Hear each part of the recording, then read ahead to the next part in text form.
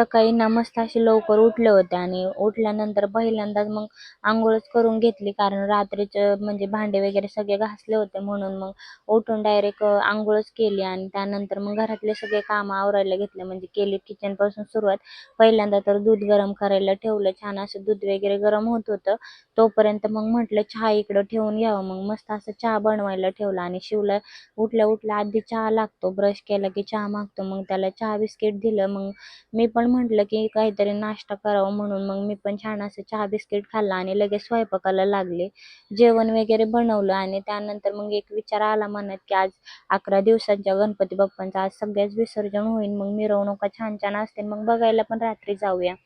मग ह्यांना म्हटलं तर हे म्हटले हो ठीक आहे, तुझं सगळं आवरून घे, मग आपण रात्री जाऊ.